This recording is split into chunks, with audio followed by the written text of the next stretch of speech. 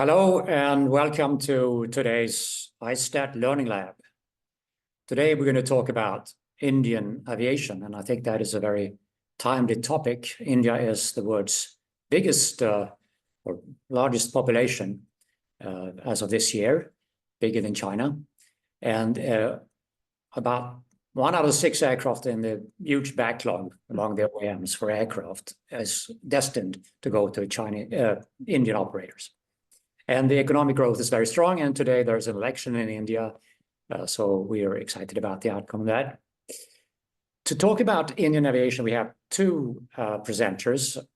We have first Satyendra Pandey, who is a founder and managing partner of the South Asia focused aviation services firm, Aviation Technology and Transport Ventures, or ATTV. And Satya has worked with a variety of companies, including Northwest Airlines, Delta Airlines, US Airways, Kappa, and Go First. And he's a published author and columnist for the CNBC. And he was previously an invited member of the task force by the principal scientific advisor to the Prime Minister of India.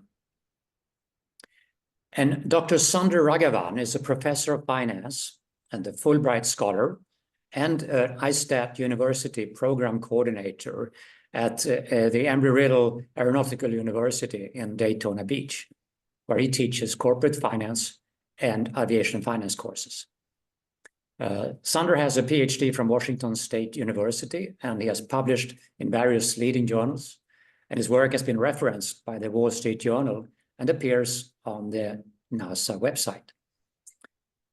Dr. Raghavan is also a consultant, has been a consultant to India's central bank, and he is an accredited senior appraiser and an ISTAT appraiser candidate.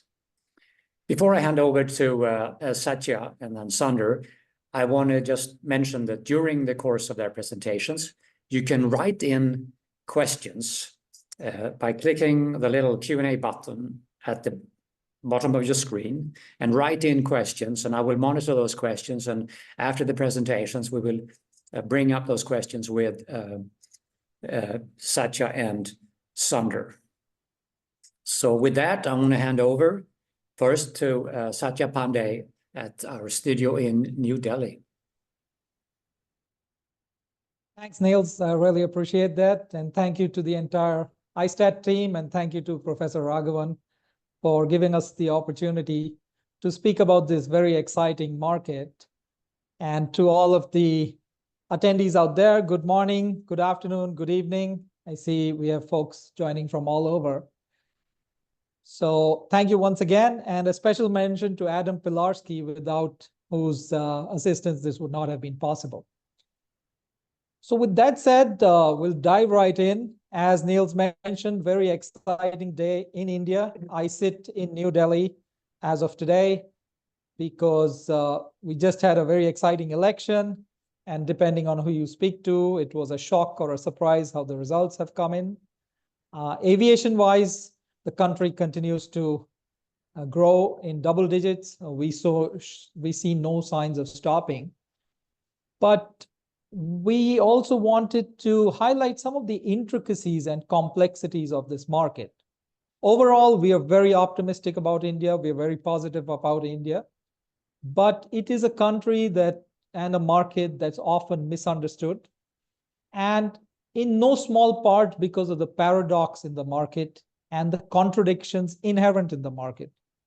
I was telling some of the team members, you can be very positive about India or very negative about India, and you'd both be right concurrently at the same time, and you'd have data and evidence to back that up. So with that, I will jump right into our presentation, and let's see if I can share my screen. Okay. So like Niels mentioned, I worked with several airlines overseas before moving to India. And 12 to 15 years ago, let's see. Okay. So 12 to 15 years ago, this was what you saw. This is what we call a general store. In Europe, I think it's somewhat similar to a newsagent in the In the United States, it would be like a 7-Eleven. And within a period of 15 years, this has evolved to this. And this is just to visually show you how the country is changing and progressing. If you talk about connectivity, and when I say connectivity, phone connectivity. When I went to college, my parents would have to go to this shack. They would have to pay 10 rupees per minute, which was a princely sum of money, to talk to me, and we would limit our calls to 5 minutes or 7 minutes if it was a birthday. And fast forward 15 years, you have 650 million people with cellular phones, perhaps more, and the cheapest calling rates in the world and the cheapest data rates in the world. We bring it down to aviation. This is the approach path to a growing and bustling airport. And when I say approach path, it's the approach as you get to the airport. This is also the approach path to a growing and bustling airport. And again, when you see the contrast between the pictures, you will see this picture become like the second picture. If you see on the right, there's lots of construction going on. And this is just to highlight visually what is going on in India and how the country is progressing. Growth here is not even a debate. The debates are actually whether we will reach double-digit growth or not. That's how the growth has panned out over the last 40, 50 years. Most recent data was 8% for the year just concluded. And going forward, 10% plus. Now, 10% plus is both a target and a necessity, because given the large population and the demands on that population and the requirement for jobs and then social stability and other associated parameters, a 10% is actually the minimal the country has to aim for. And we're pretty confident it will get there. Which begs the question, what is driving this growth?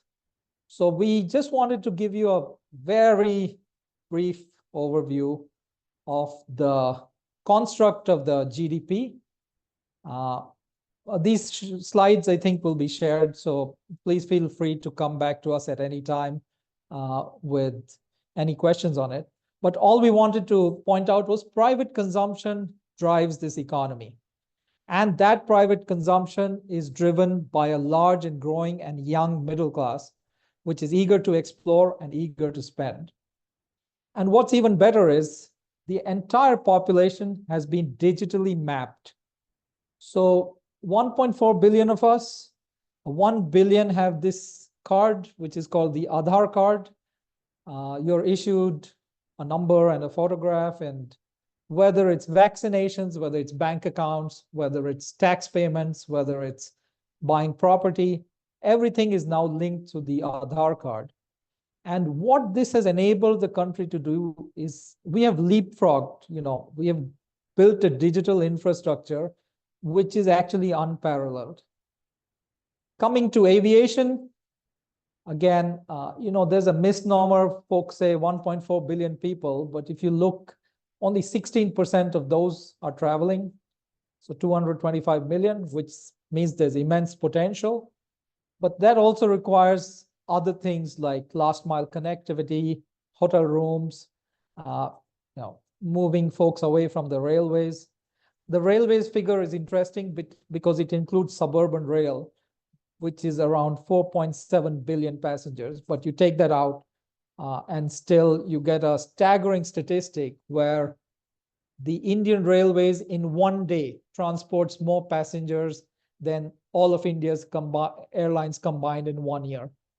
So those are the scales we're talking about. And, a question is often asked, is this sustainable? We say this is absolutely sustainable because we took 3 different ways the data was spliced. Any way you look at it, you have 200 million potential air travelers. So even if they take 1 trip a year, that's 200 million trips. Usually it's a round trip. So 400 million trips. And the last data we saw, 45% of travelers are repeat travelers. So in terms of demand, that's not even a debate. Again, don't take my word for it. Those are the numbers. We went back 10 years, double-digit growth. When you see the pandemic hit, it dipped significantly, but look at how it's recovered. It's almost a straight line, and it's tapering towards the end, not because of lack of demand, but because of lack of capacity, given the issues with the OEMs. Resilience, again, the left graph shows domestic traffic, the right one shows international traffic.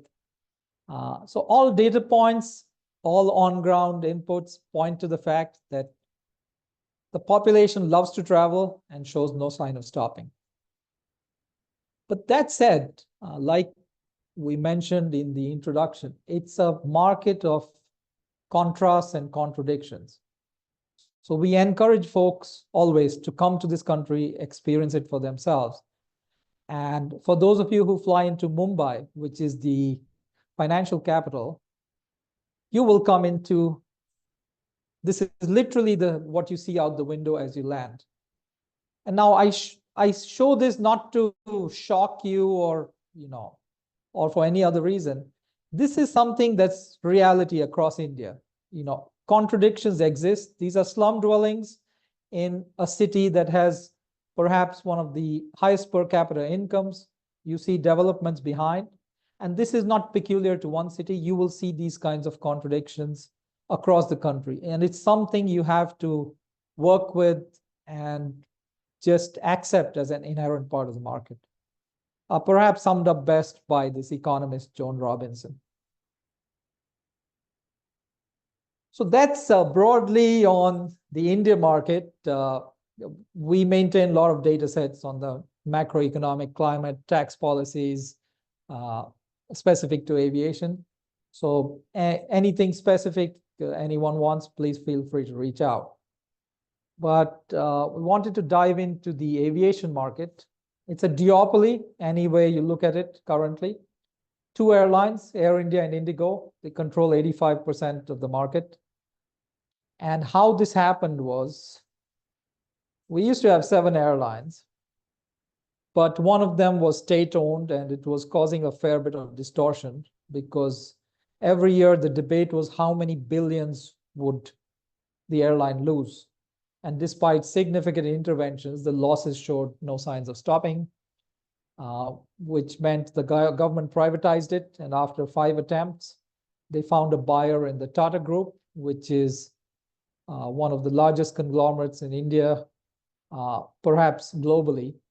So the Tatas bought out Air India, and then some folks advised them saying you should buy out AirAsia India, which was also struggling, and Vistara, which financially is struggling, but consumers love it. So again, depending on which statistic you want to see, they have very high NPS scores, but very high losses as well.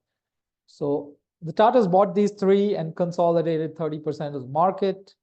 The other airlines had significant weaknesses, including Go Air, where I used to work, and they declared insolvency and entered what is called a very, very messy bankruptcy in India, which was resolved only a few weeks ago.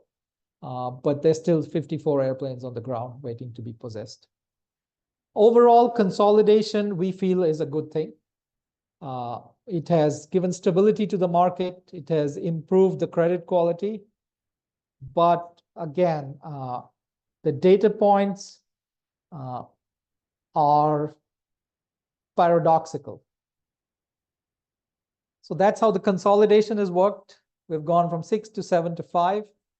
The revenues have tripled, but the losses have also gone up in the same amount.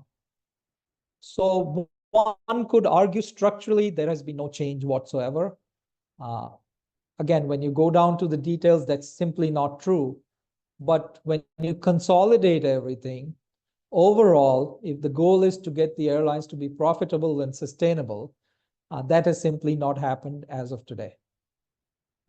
But this doesn't speak to the credit quality of at least Indigo and Air India, both stellar credits. You get opportunities to place aircraft with them, by all means, go ahead. Now, we often get caught in a debate saying, X airline is doing it differently, Y is doing it differently. But when we look at the market and our advisory practice looks at multiple details, we find what we call a sea of sameness. Everyone's doing the same thing. And the benefit is, again, just the time when you entered the market, how you planned the entire airline, because we don't see any differences in revenue models or network. And specific to this group, when we speak about financing, the sale and leaseback seems to be very, very popular in this market. The playbook is you go place a pretty large volume order, and then finance it via sale and leasebacks. Professor Raghavan in his talk will actually break it down for you. He has very interesting data on what percentage of the fleet is leased versus owned, broken down airline-wise. But given the interest rate environment, India also has a currency issue because the Indian rupee depreciates 5% on a compounded basis against the dollar. And local financing is actually not to be found. Banks are very, very wary of the sector, given the three bankruptcies in the past, which was Kingfisher Airlines in 2012, Jet Airways in 2019, which is yet to be resolved, and Go Air in 2023. So this is how 1,600 plus aircraft are intended to be financed. We think this is not a very good thing because the sale and leaseback is, actually the most expensive form of financing out there. And it doesn't do much for your balance sheet. It has a lot of benefits, for sure.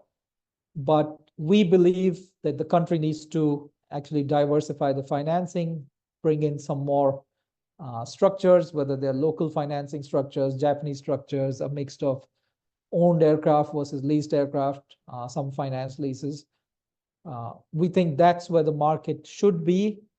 But on the other hand, we also get several requests by thinly capitalized entities saying, can you do a business plan? And we say, okay, but how will you grow? And their answer, sale and leaseback.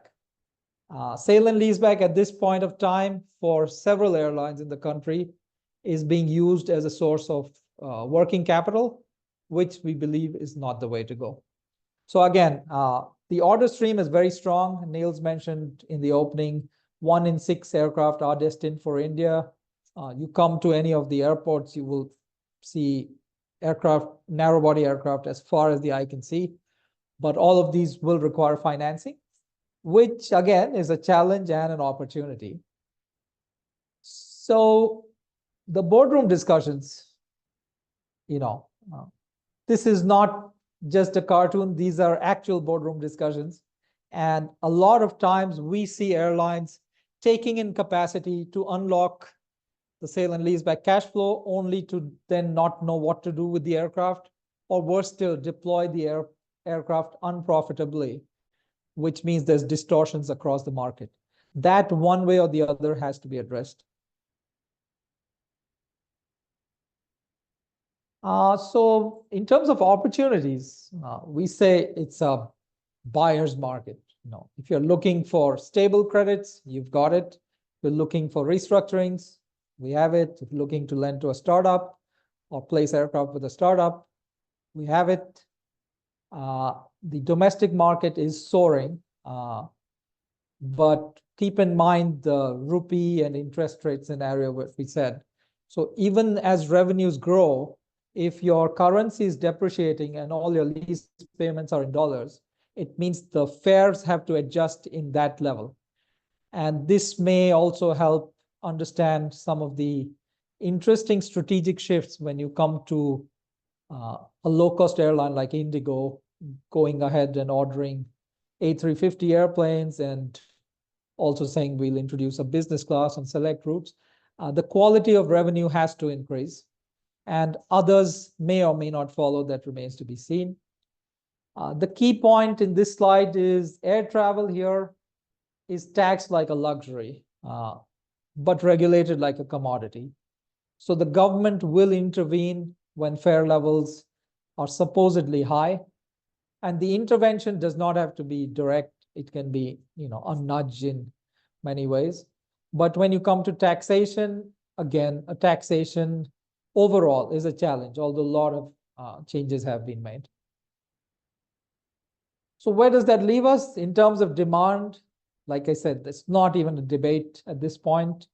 Momentum is building up. If anything, we're starved for capacity. Airlines want their airplanes, but because of challenges with the OEMs, they're not getting capacity soon enough. And this shows no sign of stopping till the end of the decade. By 2030, as one of the slides showed, we anticipate 500 million plus passengers. Just a couple of other things before I hand it over to Professor Raghavan. Air connectivity is a priority. It is a priority because it creates employment. And employment is a priority because of the population of 1.4 billion. And aviation is perhaps the only industry that connects, that creates jobs, across income levels. So you'd have the blue collar jobs, whether it's fueling airplanes, cleaning airplanes, loading airplanes, to the very, highly technical aircraft maintenance jobs where folks are doing engine exchanges or borescopes or actually manufacturing fuel pumps. So the government has a focus on this sector, but the government also has to balance other priorities such as regional development, nutrition, education, and often, again, the rhetoric is very much towards aviation, but when you then look at taxation, we see the other thing. Some of you who are with airlines or with lessors would have seen this very active person in the tax department who was doing what is called a retroactive interpretation of tax policy, which is perhaps unique because usually there's been retroactive implementation, but retroactive interpretation is fairly new. That is being contested. The airlines will win it, but we only point to that because it is one of those on-ground things which is peculiar to India, and it requires engagement of a certain kind. And I wish I could say that will not be the case in the future, but having been here the last 12 years, more or less that will be the case in the future. On-ground presence is actually a very good thing here. ATF, we call jet fuel ATF here, aviation turbine fuel, very highly taxed. Many states have reduced the taxes, but others continue to tax it at rates of 25%. MRO taxation has been reduced significantly, but there are other challenges there, including nomenclature. So in one set of tax books, you will have something taxed at 5%, and in another set, you'd have the same thing taxed at 18%. And again, these are growing pains. Sale of the national airline concluded in 2022. We should see some semblance of a turnaround within the next few years. Right now, they're just working through their operational challenges, but they did place a humongous airplane order, so that's good. Public obligation routes remain. This in some ways causes distortions, but when you look at it from a policy perspective, it is there to stay because otherwise you have unbalanced regional development. National Civil Aviation Policy was introduced in 2016. There may be a few tweaks to it, but that's here to stay. Capacity and demand. So again, a very interesting problem to have. Our airports are running out of parking because of the volume of airplanes ordered and the growth prospects.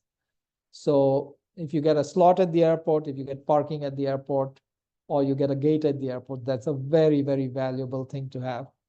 And lastly, I think Professor Raghavan will touch upon this. A Gift City is India's own leasing initiative, where they've actually looked at tax policy across jurisdictions and tried to come up with something competitive.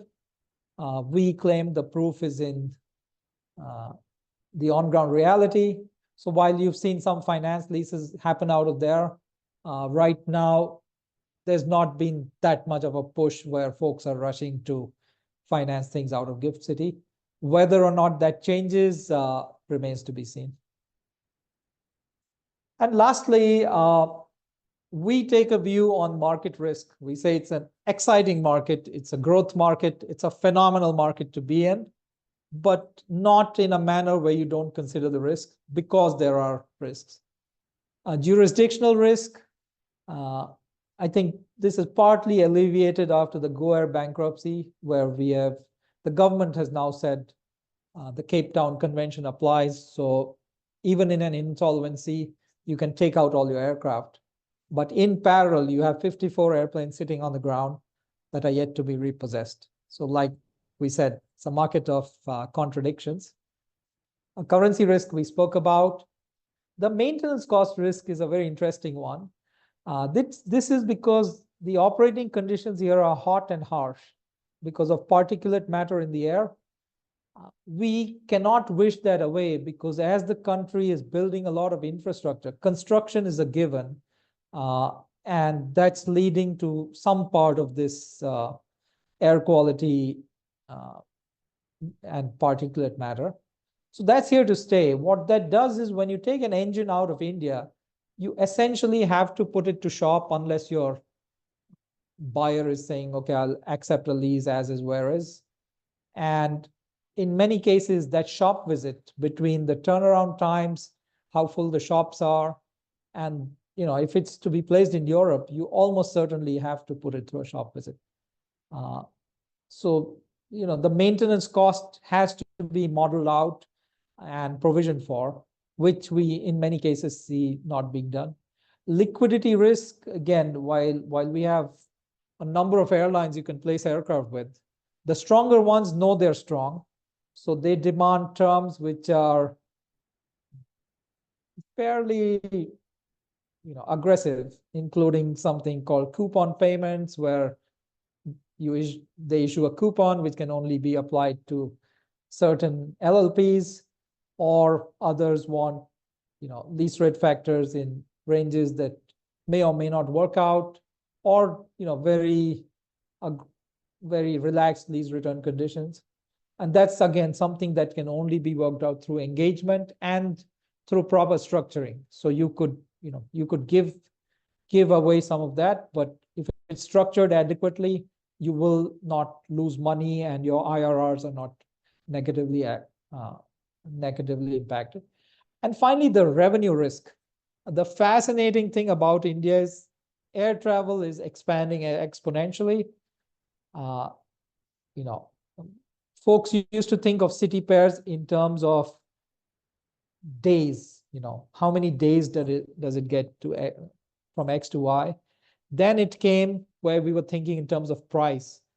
So getting from Delhi to Mumbai is a 5,000 rupee journey. And now we're talking in terms of hours. But that's a subset of the population. But we think that's a good way to go. But at the same time, competing modes of transport, the railways have not only become better by a factor of 2, they've become better by a factor of 10. Whether it's cleanliness, Wi-Fi, just the ease of traveling. India as a country likes to travel with a lot of baggage. So the trains just make for easier access. It's city center to city center. Road transport, short sector trips, everyone's just taking to the roads. And again, a very interesting data point. It's not only the quality of the roads, but the availability of rest facilities along the way, which is actually leading to this growth. And this is here to stay. It's only going to get better, but it will also mean that on your shorter sectors, either you have the fare levels have to go up where the sectors sustain, or you have to match the fare levels with where it's competitive with road and rail and still make a profit. How that is done remains to be seen. So these are the risks. It's not a comprehensive, but I think we cover 80% of it. So overall, very, very exciting market to be in. We are very excited to be here. And once again, I want to thank ISTAT. And with that, I'll hand it over to Professor Raghavan, who will continue just where we left off. So over to you, Professor. Thank you. Thank you, Satya, for laying out the lay of the land, so to say, in India. It's an excellent introduction to what's going on in India. And I'm going to pick up and talk more on the leasing side. Before I do that, just a quick introduction. Thank you, Nils, for a very kind introduction. I just wanted to make sure that people understand that I'm a professor at Embry-Riddle Aeronautical University. I teach aviation finance courses. I've been at Embry-Riddle for the last 22 years. I also, as Nils pointed out, coordinate the ISTAT University program. This is a joint program between Embry-Riddle and the ISTAT Foundation. So we're very grateful for the ISTAT Foundation for sponsoring this program. And so, so far we have had almost 200 students who have graduated from the program. We offer this program both online through our worldwide campus, as well as on the Daytona Beach campus. So if you're interested in aircraft leasing and financing, in the certificate in aircraft leasing and financing, please reach out to either the ISTAT Foundation or to me to get more info. Having said that, I also have, like Satya, I have a long list of people to thank. It's a great honor to be asked to do this. I know a lot of you tune into this and watch, and I've watched a lot of these ISTAT videos, so hopefully I can do justice to this. I wanted to first start off by thanking Adam Pilarski, who trusted me to do this. We started having some discussions about India, and lo and behold, he said, "Oh, you're going to do an ISTAT Learning Lab." So it's a great honor. I also wanted to thank Mike Warner at Boeing, Richard Walker at Airbus, and Sinjini, who's one of my ISTAT and actually works for Air India, for helping me with a lot of the information and slides which you're going to see in this presentation. So my focus is to look at aircraft leasing in India and how it's evolved and the challenges. Obviously, the audience probably wants to know more about what is right, what is wrong, what are some of the challenges. So we'll go to the next slide.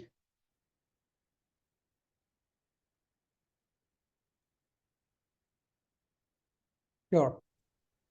Just give me a second. There we go.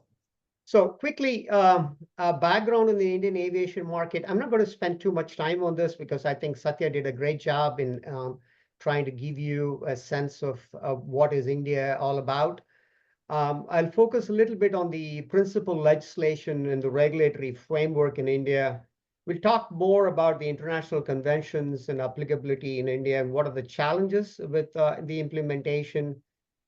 I'm going to be a little bit positive. I know India is always a challenge, but I'm going to argue that India is a market which lessors cannot really ignore. And then quickly talk a little bit about incentives for aircraft leasing and financing, what is happening with the new establishment of the IFSC, which is the International Finance Service Center.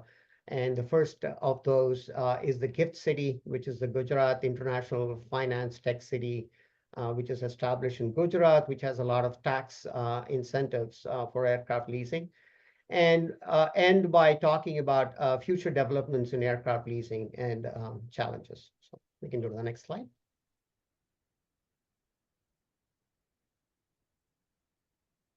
So once again, Satya talked a lot about this, but I want to hit some of the main points once again. So everybody knows India is the most populous country in the world. We recently edged out China. So 1.4 billion people expected to grow to 1.6 billion by 2047. And And I think probably Satya emphasized this once again, it's a very young population. That's a big potential. A lot of people don't realize that the average age in India is 23 years compared to in the US, which is 38 years, and then China is 39. And 65%, once again, I want to hit this point once again, 65% of that population is under 35. So that is a great potential. So with the one-child policy in China, things didn't really turn out, and the population is aging. But India, I think if done right, this is a great potential. The income levels are rising. People want to travel, and that's good for air travel in general. So it's very exciting times in India. India is also a contrast in the sense that you have not only major carriers like Air India and Vistara, but also the market is dominated mostly by LCCs led by Indigo, Akasha, and SpiceJet. A lot of 80% of the aircraft is leased in India, and we'll talk more about what are the different types of aircraft. There's going to be a lot of consolidation in the market. Air India and Vistara is going to merge along with AX Connect and Air India Express. So that will give some stability and strengthen the operations and balance sheets. But India tends to be very, the Indian population tends to be the right, I want to use a euphemism here, they're value maximizers, so aircraft yields tends to remain really low. So price is a very important aspect of it. So that kind of puts a constraint on the airlines to make revenue and increase and offer different products. Everybody's heard about the huge aircraft orders from Indigo. 500 aircraft order with Airbus is one of the largest single aircraft purchase by any airline.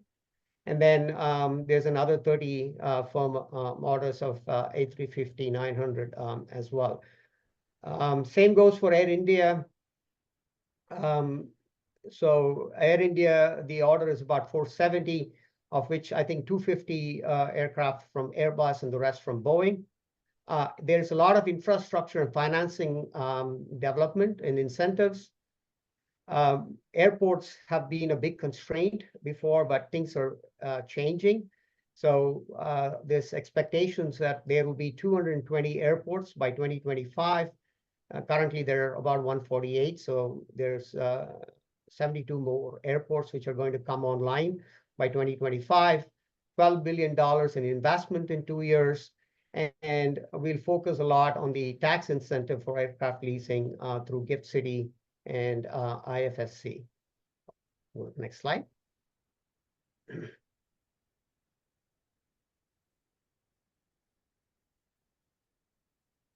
So here's a very nice graphic, thanks to Cirium and Boeing. 80% of the fleet in India is leased, which is much higher. If you think about worldwide, leasing is about around 50%.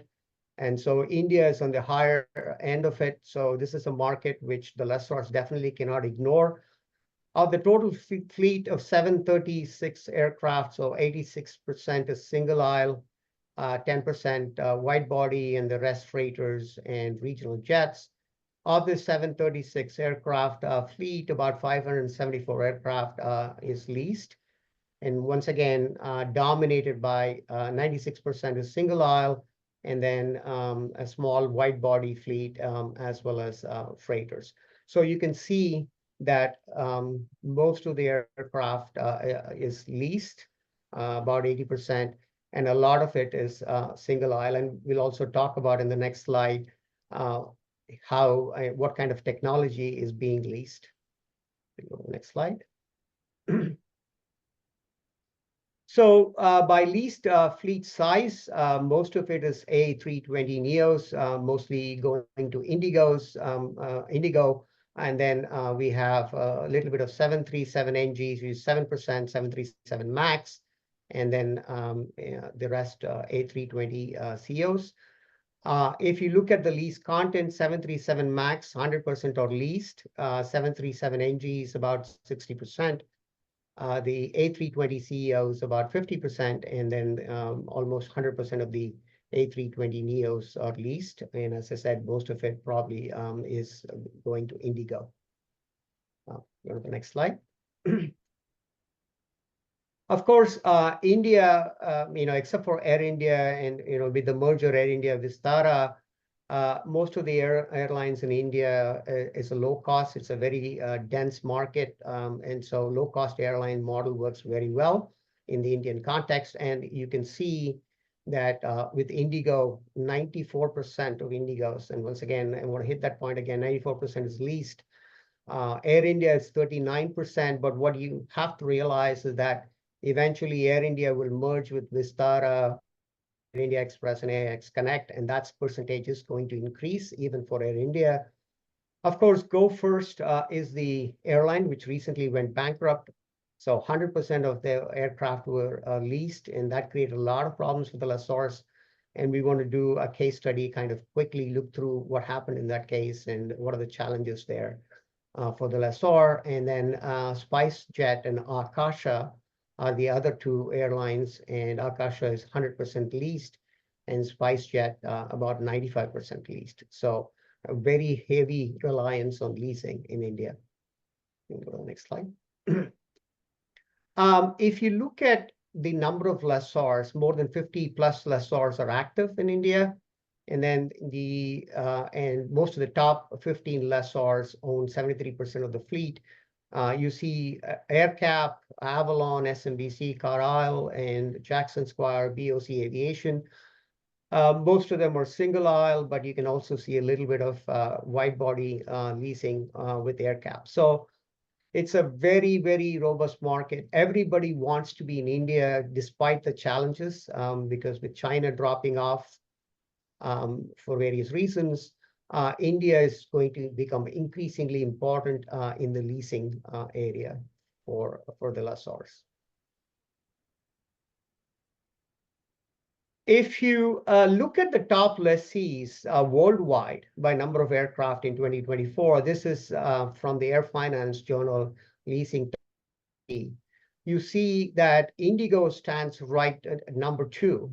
So most of the aircraft are leased by American, followed immediately by Indigo with 305. So even internationally, you can see the Indian airline are very high up there in terms of the number of aircraft leased. So it's not just in India, but also worldwide that leasing is a big factor in India. Next slide. I want to quickly talk about the regulation and legislation in India. And I think this is important, at least for the audience, to understand what is the framework under which are the agencies which are responsible, what are the important acts, what are the important conventions and treaties. The Ministry of Civil Aviation is the main ministry responsible for the formulation of policy and regulation of civil aviation in India. The principal regulatory authorities functioning under the Ministry of Civil Aviation are the Director General of Civil Aviation, which enforces civil aviation regulations and regulates air transport services, air safety, and airworthiness standards. The Airport Authority of India, which creates, upgrades, maintains, and manages civil aviation infrastructure, both on the ground and in the Indian airspace. The Airport Economic Regulatory Authority, which determines the tariff for aeronautical services, passenger service fees, and to monitor the performance standards relating to quality, continuity, and reliability of services. And the Bureau of Civil Aviation, which ensures that the aviation security standards are followed in national and international obligation treaties on air safety to which India has signed on. So that's the general structure. There's a lot of rules and acts which require. So let's go to the next slide. So the principal legislation is the Aircraft Act 1934, the Aircraft Rules 1937, the Airport Authority Act of 1994, the Carriage by Air Act of 1972, the Airports Economic Regulatory Authority of India Act 2008, and the Aircraft Security Rules 2011. So I think we are getting close to the end of the hour. So if you have an interest, I can give you a sense of what these acts are, but I'm going to skip, explaining what these acts are.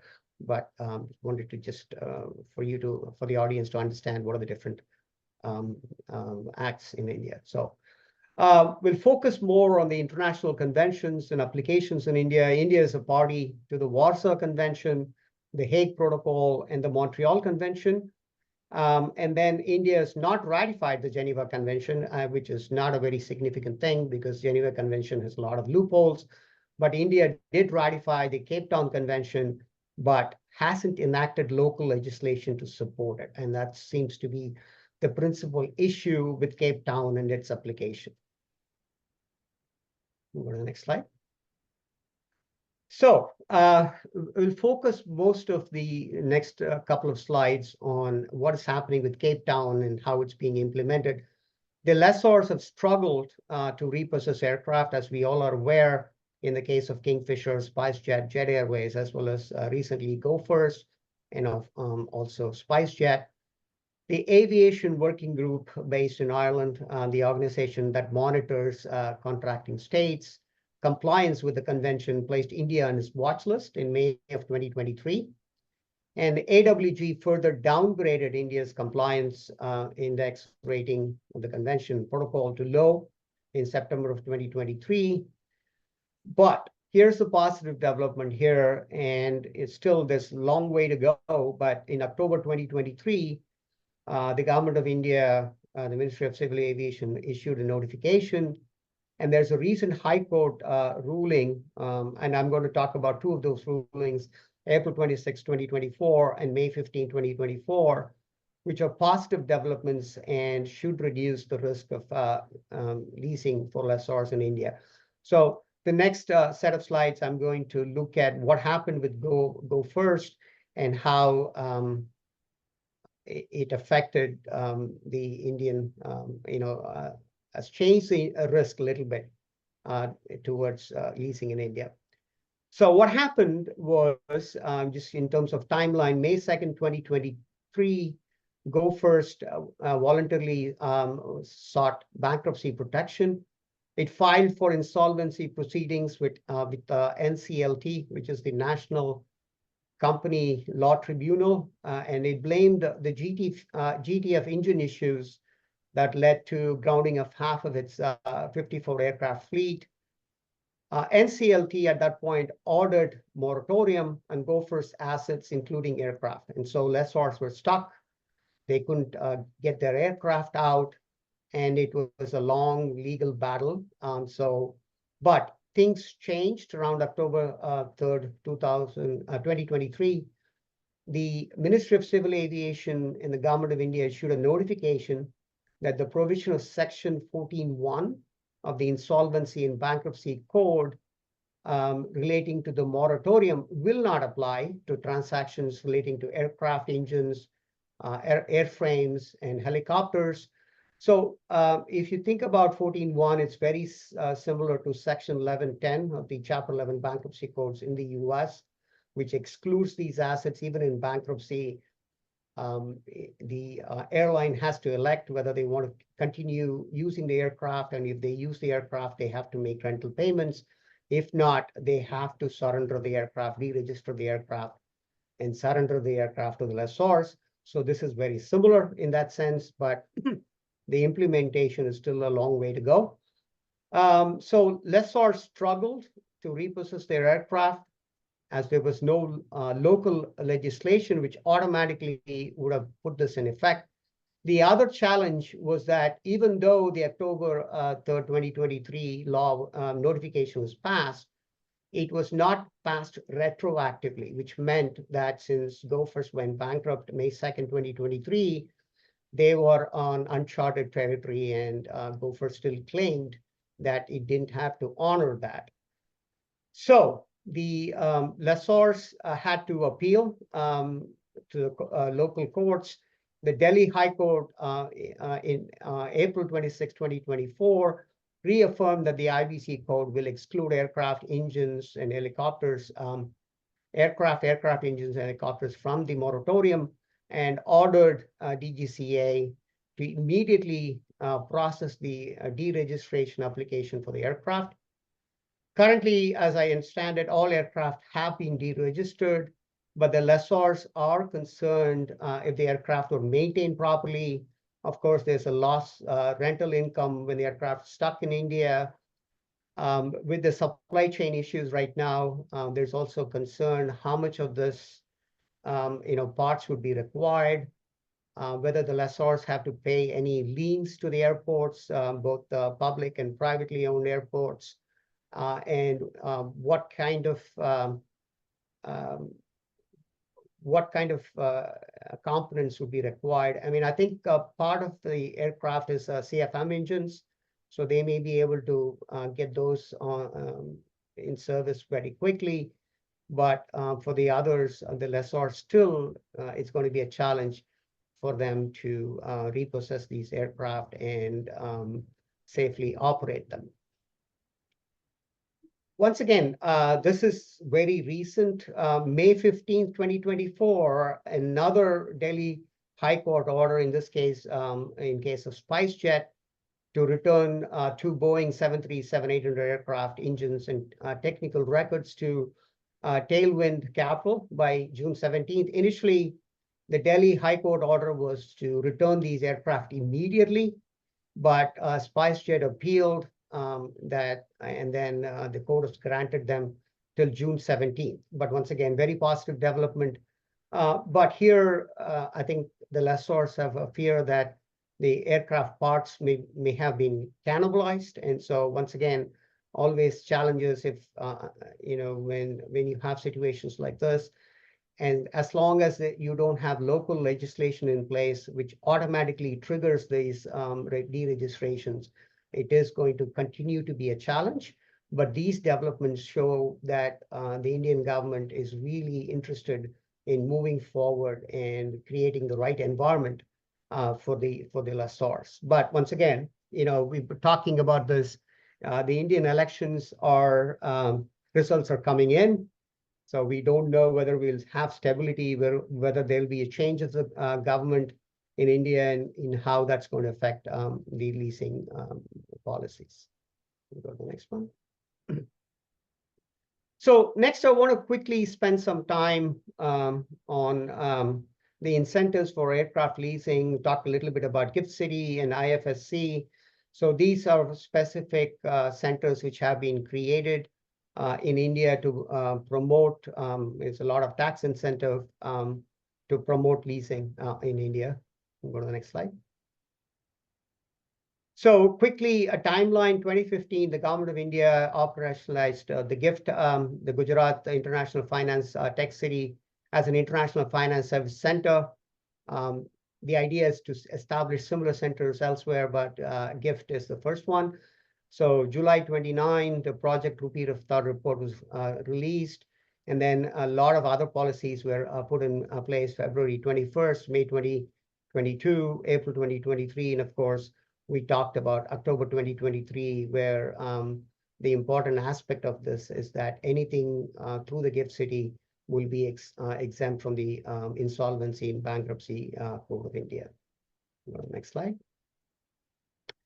So these are the different targeted segments for aircraft leasing. So non-scheduled operating permits, scheduled operating permit operators, aircraft lessors, aircraft engine lessors, aircraft parts lessors, ground support equipment lessors, aviation financing institutions, air cargo and freight companies, air ambulance and flying institutions. So those will be the products. So the way the IFSC works is that any product which is classified as a financial product in the Gift City would be the benefits would be available for them.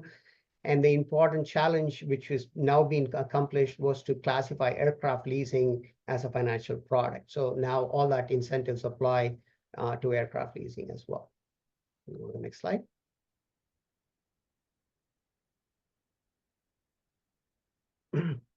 So this is a very busy table, so it will be available for you to take a closer look.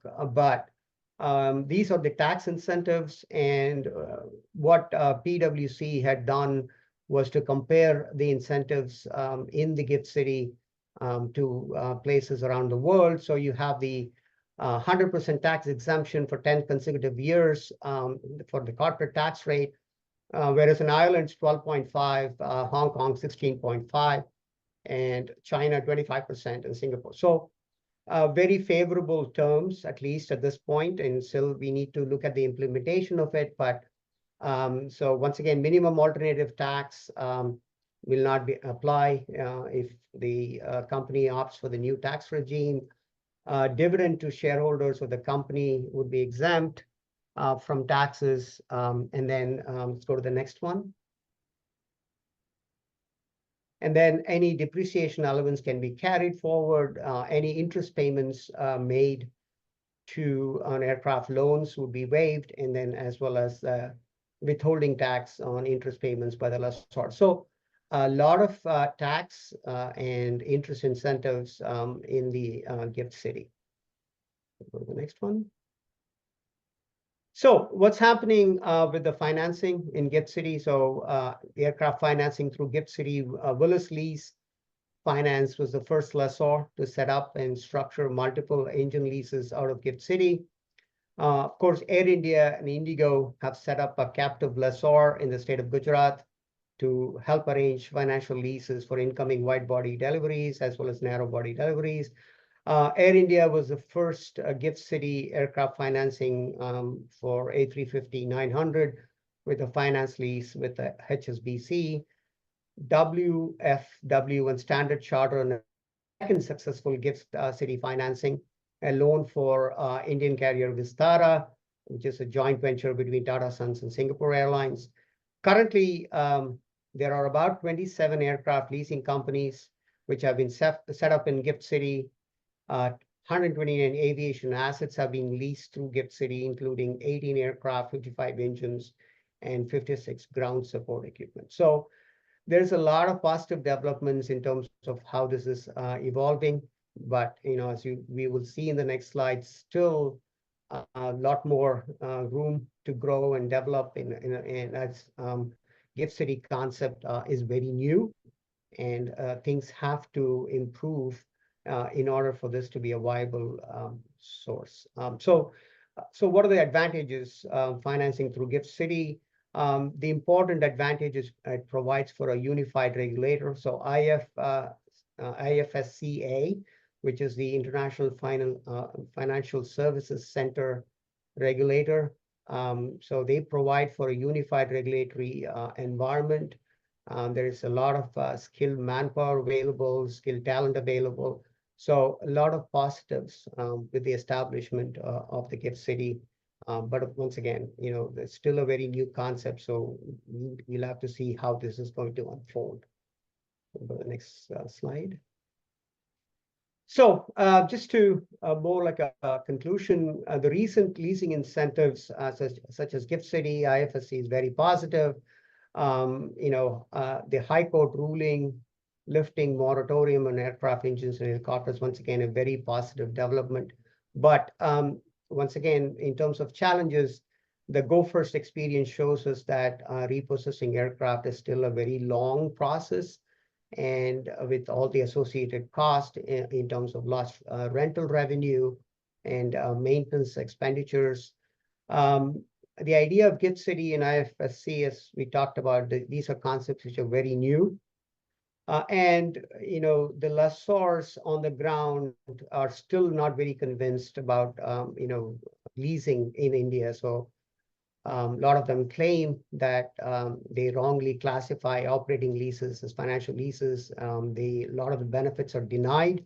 So the devil is in the details. And so in terms of how this is implemented, Lessors also want to see multiple real-world examples of lessors setting up in Gift City and lessors repossessing an aircraft through Gift City. So those are the challenges which still remain, but a lot of positive development in terms of aircraft leasing.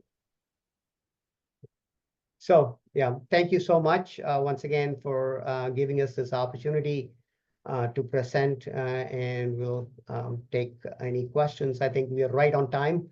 So I'm assuming that we still have like 15 minutes for questions. Thank you. Thank you, guys. We have a few questions from the audience.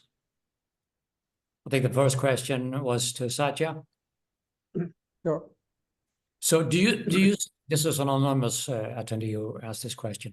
Do you see the highly consolidated market structure continuing, or is Indigo going to continue to dominate the Indian aviation market for the next few decades? So in the near term, we do see the duopoly existing. So it's going to be Air India and Indigo. In terms of additional consolidation, there were ample opportunities. We had an insolvency of Jet Airways, which was on the block, no takers. Then we had SpiceJet, which was openly looking for equity injections. And while the airline balance sheet was financially fragile, they did have some routes and slots that could be fairly valuable. Again, no takers in terms of no one came in and gave equity. Carlyle did an interesting debt to equity swap, but that was more to make good on their leases, which has actually worked out fairly okay for them. And finally, the Go Air, you had an entire airline with around 7% market share, which amongst others, Spice had bid for. They had an order book of 144 aircraft, out of which they had taken around 70. So very valuable order book, valuable slots, pretty competitive costs, but no takers. So in terms of additional consolidation, we say it's actually easier to start an airline in this country than to buy an existing one. But in the near term and the medium term, I think Indigo's dominance, it will come down a little bit because they will run into regulatory hurdles, because anything they do, the competition only has to cry abuse of monopoly position, and then they have to take a step back. Also, the revenue mix, as they try to diversify, they will launch more international routes. But to answer his question, duopoly for the next 5 to 7 years. Yeah, so you don't see a lot of startup activity in India. We do actually, but when you get a business plan which has $200,000 of capitalization, and they want to go and source aircraft and place a large order and say we'll sale and lease back our way through growth, for us that's not really a startup. So a serious startup with committed capital, the way an Indigo went about it with 2 years of planning, we have yet to see that in the market. We have seen Akasa, that is a very successful startup. Within 1 year, they grabbed 4% of the market. But again, if you look at growth, they're doing well. If you look at profits, it's a different story. To be fair to them, they've only had 2 years of operations. But it's a market with high potential, but it's not an easy market by any means. Yeah, and then there's not too much capacity around to start up with, right? Yeah, exactly. On that note, do you guys think that the Indian market is a candidate for taking on the C919? In one word, no. Okay. And in two... I agree. Sorry, Professor, if you don't mind. No, yeah, I agree with you. Yeah, so go ahead. So, Niels, one is just the bilateral relations between India and China, which are good, but not that great. We are competitors any way you look at it. The second thing is on the aircraft itself. While it's a fascinating aircraft, the composite materials have not are not quite to the point where it delivers the economics that Indian carriers would need. As Professor Raghavan also mentioned, yields and airfares are a big thing here. So, what matters here is your cost. And there are only three things that can help you get a competitive cost. One is the cost of the asset, one is the cost of operations, and one is the cost of financing. And our assessment shows that the C919 does not fit well in any of the three parameters. Okay. And I think it's still, yeah, sorry. Sorry. Go ahead. Now go ahead, Son. Yeah. So, and the other challenge is, of course, still a lot of these parts, engines and others, still have, Western made. And so the issues we are facing are still going to continue. And it's not, sourcing it from another jurisdiction is not going to solve those problems and stuff. So. Another question, what initiatives are there from Gift City to entice investment-grade lessors to set a footprint in the Singapore, Dubai, and Hong Kong jurisdictions?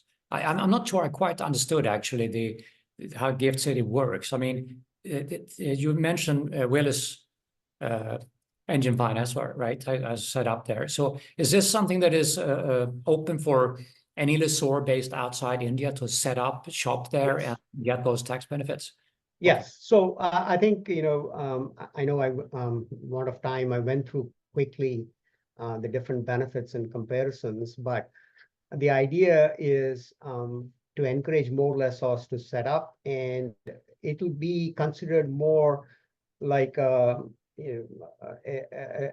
export zone. Hong Kong has these facilities, as well as China has the same kind of arrangements. But I think the idea was to encourage foreign lessors to set up, and they would have those tax interest incentives and tax incentives if they set up. So the final, and I think a lot of things are already happening in terms of Willis. It was the first, but there are other lessors who are going in to set up. But all of them setting up in that Gift City would give them the tax incentives and interest rate incentives comparable to what's happening in Ireland. So it is going to be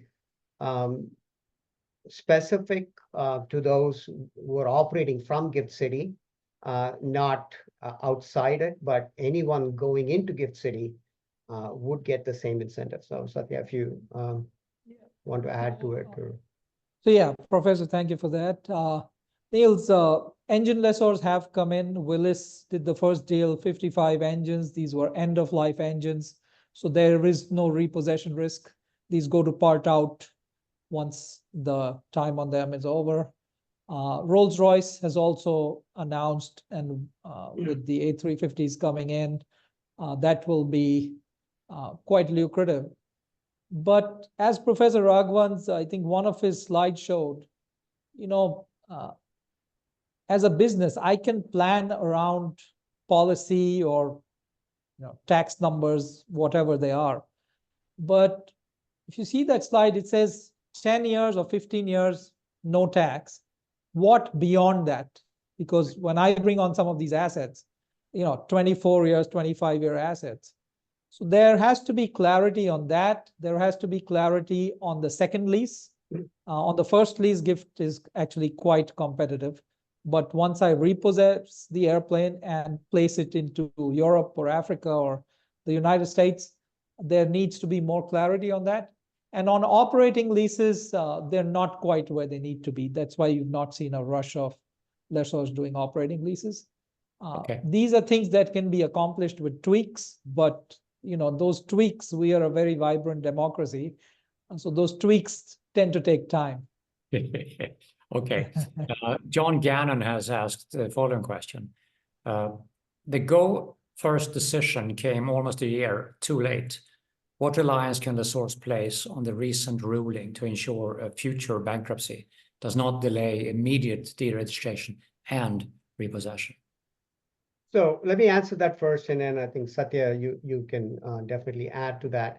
I think the biggest challenge is that it should not be a process where you have to go to court on this, right? I think, yes, India's signed on to Cape Town, but the local legislation has to be enacted so that it becomes an automatic process, like the Section 1110 in the US. I think that is where the biggest constraint is. Right now, it's still a very difficult and onerous process for the lessors. Until that happens, until, hopefully with the new government in place, that local legislation would be put in place so that the stay would become automatic. That's what happens in the US in terms of the bankruptcy court. And that is where India is lacking. So yes, the court's decisions are great, but once again, it takes, as he rightly points out, it took almost a year. That's too long in terms of, thinking about the maintenance, thinking about the lost rental revenue. I think the process has to be much more automatic. And I think that's where it's lacking right now. So that's your view. So that's my impression. But I think I mean the question here is I mean, what reliance could there be? And I know that people are not going to rely on your view on this. I mean, I think this what has to be done, right? But do you see prospects of these changes in legislation and the way the judicial system works that this is going to happen? Yes, I think I'm positive about it. I mean, I think it's just a question of, I think at this point with the elections, the priorities are different. So once the elections is done, I think this is something which will happen. But as Satya rightly points out, in a democracy, things move very slowly. So the joke we used to have in India, was the fact that, you're with a democracy, you're free to do nothing. So I think that, sometimes it takes time, but I think there are signs that at least the existing government really wants to move forward on this. Yeah. Do you see before I hand over to you, Satya, do you see at this moment that there is a kind of premium on lease rent or loan margins to Indian carriers because of these issues? Yes, yes. So potentially, short answer, yes, yeah. Potentially with 500 aircraft on the backlog, this could have huge economic implications if these changes and tweaks in the legislation will happen, right? Yes, I completely agree. I mean, I think there's a big premium. I think a lot of lessors, talking to lessors privately, a lot of them still don't want to be in India because of all the challenges. In spite of the high rent, I think the most of the challenges, will I have my aircraft when I need it? And will I get the rental payments? I think it's very high risk at this point. And definitely the legislation is put in place. I think that will really help lower the rent and generally improve conditions in India in terms of risk. Satya, I'm sorry, go ahead. Sorry. No problem. So very interesting question. We approach it a very different way. So firstly, I'm going to give free legal advice to everyone on the call. The best legal advice in India is do not go the legal route, because between time, money, and stress, it just doesn't add up. So we actually have some of the strongest arbitration logs globally.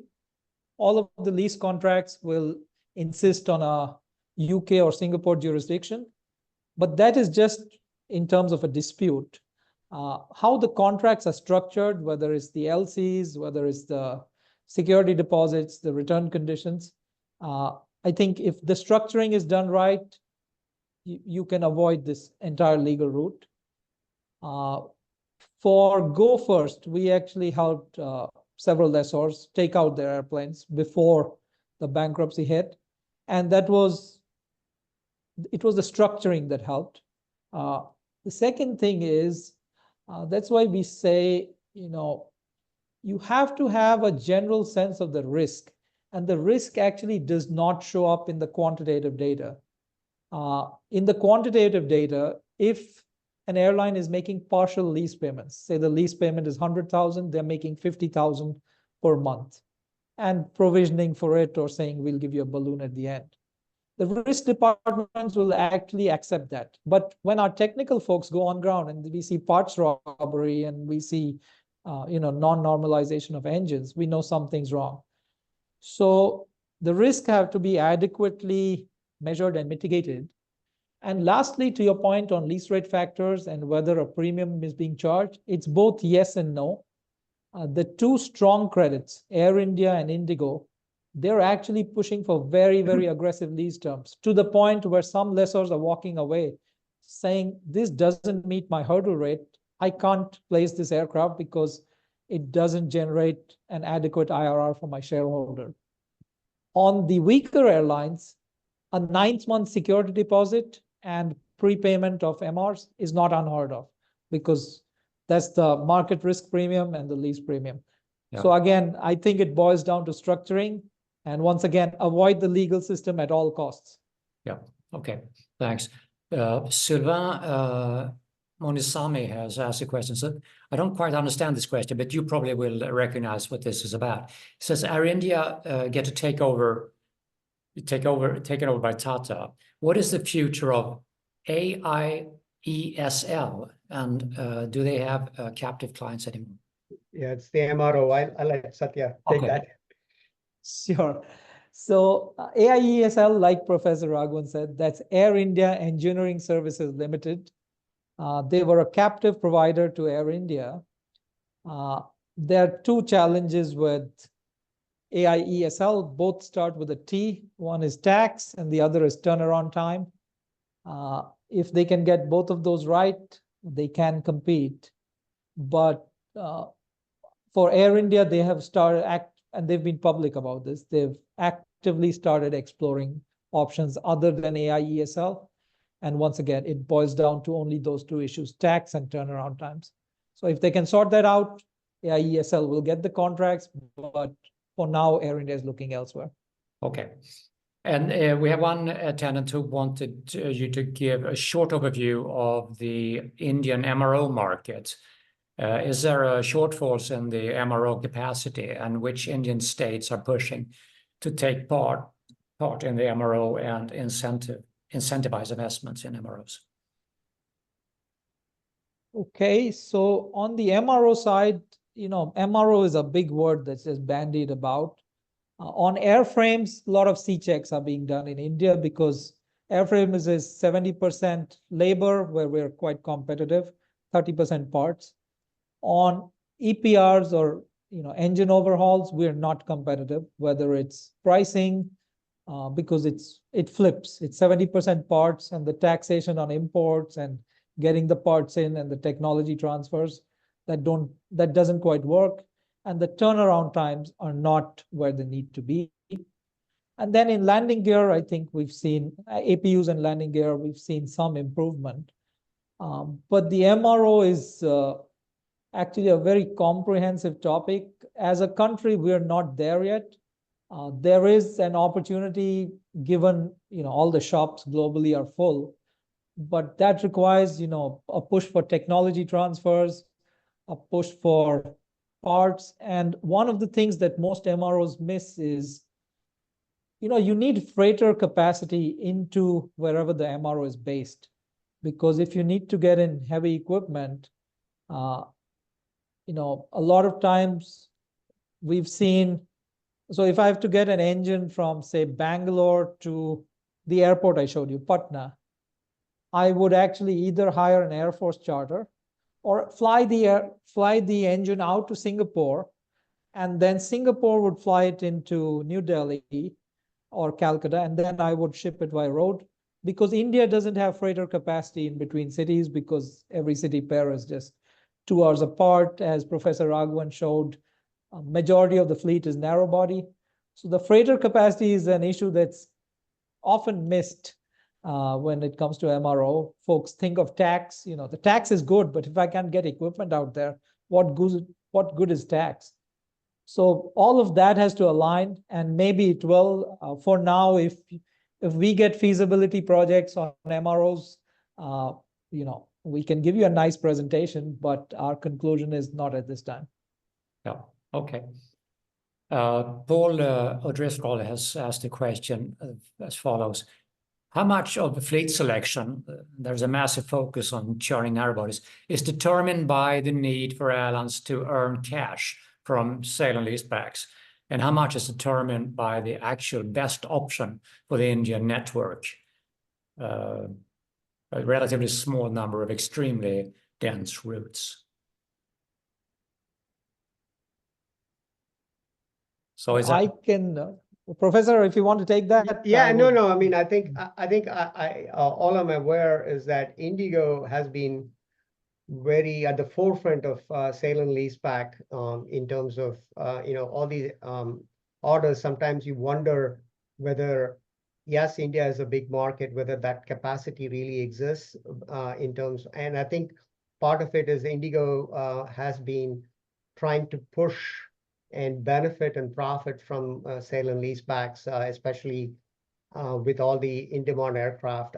But I don't see that as a viable model long term. I think it's still going to have to be indigenous growth. That's my opinion. So if you want to add to that.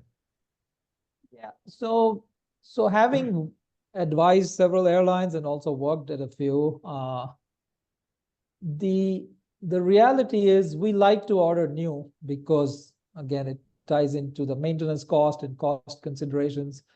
You really haven't seen a model like a Spirit Airlines or an Allegiant or a used asset strategy coming to market. So in that sense, airlines are actually, in many cases, ordering the fleet, and then the network teams are told, 10 aircraft are coming over the next X months. Please tell us how to deploy it.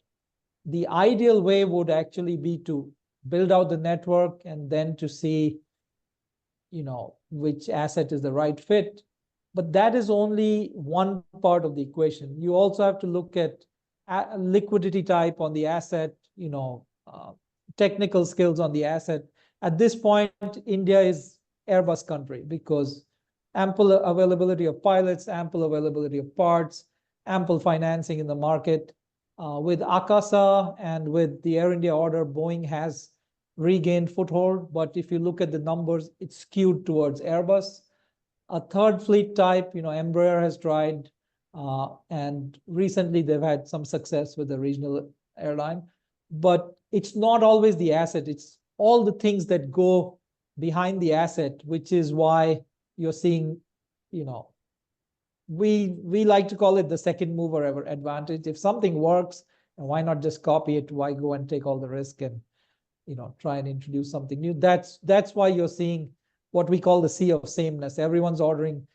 It's not only the same aircraft, it's the same LOPAs, it's the same kind of ways they're financed, same way they're inducted, similar lease return conditions, similar lease terms. And at some point that has to diverge because that will only be the model for success. Here's a question on revenue quality. How much of the premium cabin revenue comes from on international air travel from outside India goes to Air India / Vistara compared to foreign carriers operating into India? Yeah, I don't have figures offhand, but there is a tendency for the premium cabin to book through the Middle East just because the product, the products are very different. Air India has had some success in their ultra long haul because we are one of the few countries that's not been sanctioned by Russia. So the overflight over Russia is allowed for Indian carriers, but not so much for some other parts of the world, which helps you shave 2.5 hours. Frankly, in business class, if the seats are okay, some folks are gravitating to that, but the product is not at a point where it can even be compared. I'll defer to Professor Raghavan. Yeah, I agree. I think. Here's a question about the A350 order. Is there an indication of a shifting landscape when it comes to revenue focus for a low-cost carrier in the India market? Sure. The A350? Yeah, sorry. No, go ahead, Professor. I'm not sure I follow the question. Yeah, neither. So I'm going to guess. I think I think it's still a very narrow body market. I mean, I think there's some wide body demand, but predominantly, I think that is the question, right? Is it moving towards kind of more of a even split? But I think India, given the nature of the low-cost model, which is successful in India, I think it's still going to be single aisle, which will dominate the market. So, yeah, okay. Then there's a question from Dareja Bekele. He's asking, I've seen all the airport and airspace in India congested already with traffic, with only a few available land space available nearby the airport, so like in Mumbai. What is the government's plan to address these challenges? let me, Okay, and then, so go ahead, Sat. Yeah.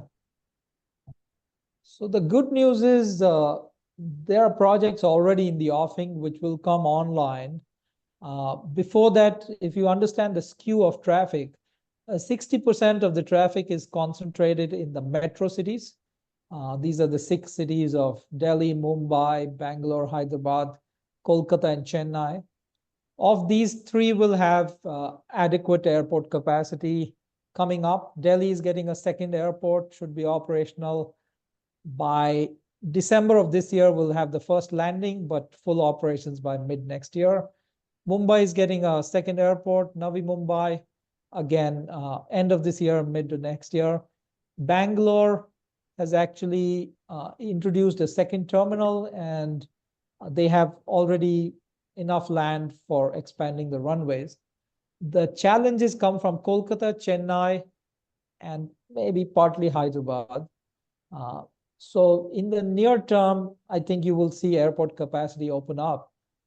That said, airspace capacity is a limiter, and it's a very good question, because even though these cities are getting second airports, your approach paths converge, and some of your departure procedures and your holding procedures converge. So there are some new technologies or proven technologies like your RNP approaches and your continuous descent approaches and parallel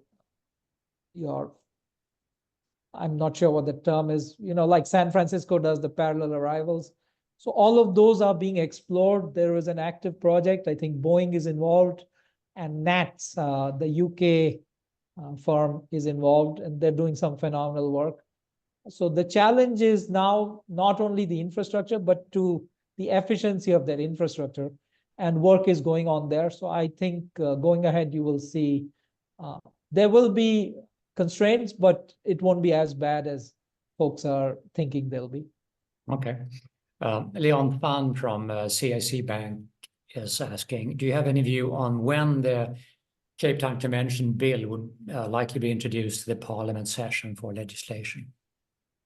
As we talked about, I think the elections are ongoing. The results are coming in as we speak. It depends on who comes in. And my guess is that if the BJP prevails, right now it seems as if even if the BJP prevails, it's going to be a coalition. It's going to be a weaker government. So that poses challenges.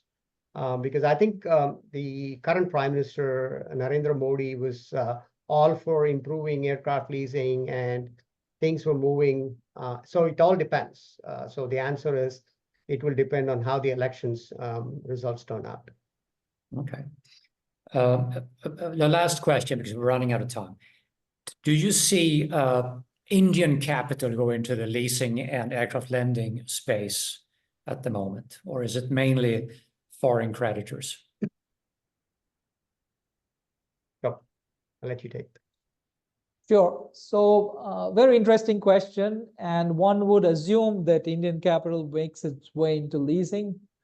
But what has happened is because of the 3 very messy bankruptcies, and it's not only the bankruptcy, the banks lost a fair bit of money on this. Bankers are very wary of the sector overall. So if you go for aviation financing, unless it's secured against an asset, in which case, say it's an airport or some MRO structure, your IRRs are in, if you tweak the interest rates and everything, you'll get a 10 to 12% IRR in rupee terms. And your, a lot of your payments for parts, equipment are in dollars. So the numbers don't quite add up. That's why you've seen a reluctance of Indian capital. Going forward, like Professor said, the Gift City initiative, if you look at the broader context, we are trying to build up foreign exchange reserves in the country. And because aviation has such large dollar outflows, the aim is to kind of contain them within the country. So we will see Indian capital flowing in, but it's contingent on an understanding of the sector, mitigation of risks. Again, your first movers, one or two may get burnt, and then new capital comes in. And the returns. The Indian stock market, until recently, was giving 22, 23% returns. It was overheated, but those were the returns. So even if I did a mutual fund, it was 16 to 18%. So it's very hard to take a leasing proposal that gives a 10 to 12 or even a 15% return with all of the associated risk, when I can just go to capital markets or a mutual fund and invest with fairly lower risk and much higher returns. So that has to align, and then you will see Indian capital flow in. So it's not a matter of if, but when, but the when is very debatable. But then your one of the first slides showed a massive loss estimate for 2024. What is the line of sight to turning the aviation market into profitability in India overall? Overall, I think you have to look at it airline-wise. Indigo, which is a part of that number, is highly profitable, but everyone else is making losses. So you actually have to set Indigo aside and then look at all the others and see what are they not getting right. Financing is an issue. Working capital lines are 12 to 14%. With the argument, the banks say that airlines is a negative working capital business because you sell tickets in advance. Why would you need working capital? Then PDP financing, there's not enough financing in the market. The structures are, there's some players looking for PDP financing. It's not quite there.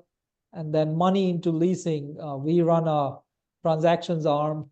We've been looking at investors, but if the entity is in Ireland, so an Ireland-run entity that leases into India, if you get Indian capital, then you have to get it to an overseas entity, which then finances assets that are on lease to India.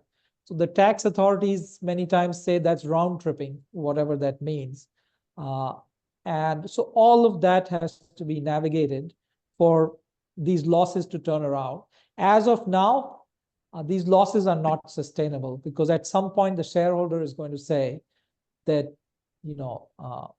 why are we operating this when there's so many other opportunities in the market? But with that said, the Tata Group is known for very patient capital. So all our estimates are they have till 2030 to turn the airline around. And if they're able to do it, that will deliver double-digit returns on capital. Yeah. Yes, I want to thank you very, very much. This was very interesting. And I think we're going to hear a lot about Indian aviation in the next 10 or 15 years or so. I mean, this sounds like almost a Klondike in the making here with 500 aircraft on the backlog. So this is going to be super exciting to follow. And thank you so much for your time. And thank you to the audience that have been hanging in there. And look at the istat.org website for upcoming learning labs in the near future. Thank you very much. Yeah. Thank you so much. Thank you. Yeah. Thank you, Satya. Cheers. Bye-bye. Thanks, Professor. Cheers. Bye.